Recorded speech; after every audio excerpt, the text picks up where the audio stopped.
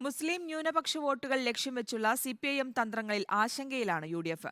സമസ്ത വോട്ടിന് പുറമെ കാന്തപുരം വിഭാഗത്തിന്റെയും ജമാഅത്തെ ഇസ്ലാമിയുടെയും എസ്ഡിപിഐയുടെയും വോട്ടുകൾ പെട്ടിയിലാക്കാൻ സിപിഐഎം ശ്രമിക്കുന്നതാണ് യുഡിഎഫിനെ വെട്ടിലാക്കുന്നത്.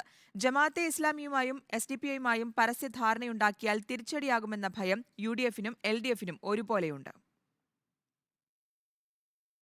മലബാറിലെ ന്യൂനപക്ഷ വോട്ട് ബാങ്കിൽ വിള്ളലുണ്ടാക്കാനുള്ള സിപിഐഎം തന്ത്രങ്ങൾ ഫലം കാണുമോ എന്ന ആശങ്ക യുഡിഎഫിനുണ്ട്. 2019 വിവിധ മുസ്ലിം സാമുദായിക ശക്തികൾ നിരുപാധികം യുഡിഎഫിന് പിന്തുണ പ്രഖ്യാപിച്ചിരുന്നു. ബിജെപിയെ താഴെയിറക്കാനും രാഹുൽ ഗാന്ധിയെ പ്രധാനമന്ത്രിയാക്കാനും ന്യൂനപക്ഷ വിഭാഗങ്ങൾ നൽകിയ അകമഴിഞ്ഞ പിന്തുണ യുഡിഎഫിന് വലിയ ഭൂരിപക്ഷം നൽകി. യുഡിഎഫിന് അനുകൂലമായി ന്യൂനപക്ഷ ഏകീകരണം സംഭവിക്കാതിരിക്കാൻ പരമാവധി ശ്രമം എൽഡിഎഫ് നടത്തുന്നുണ്ട്. പൗരത്വ നിയമ ഭേദഗതി നടപ്പാക്കുന്നതിനെതിരെ എൽഡിഎഫ് നടത്തുന്ന റാലികൾ അതിന്റെ ഭാഗമാണ്.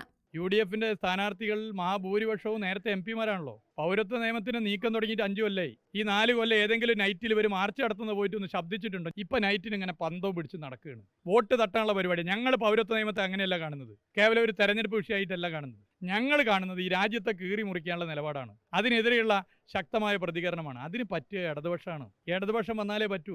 പരമ്പരാഗതമായി എൽഡിഎഫിനെ പിന്തുണയ്ക്കുന്ന കാന്തപുരം വിഭാഗം സുന്നികളുടെ വോട്ടുകൾ ലോക്സഭയിൽ യുഡിഎഫിന് കിട്ടാറുണ്ട്. ഇക്കുറി കാന്തപുരം വിഭാഗത്തിന് പുറമെ കെ സുന്നികളുടെ വോട്ടും ഭിന്നിപ്പിക്കാനുള്ള നീക്കം സിപിഐഎം നടത്തുന്നുണ്ട്. പൊന്നാനിയിൽ KS ഹംസയുടെ സ്ഥാനാർത്ഥിത്വം ഇതിന്റെ ഭാഗമാണെന്നും പറയുന്നുണ്ട്.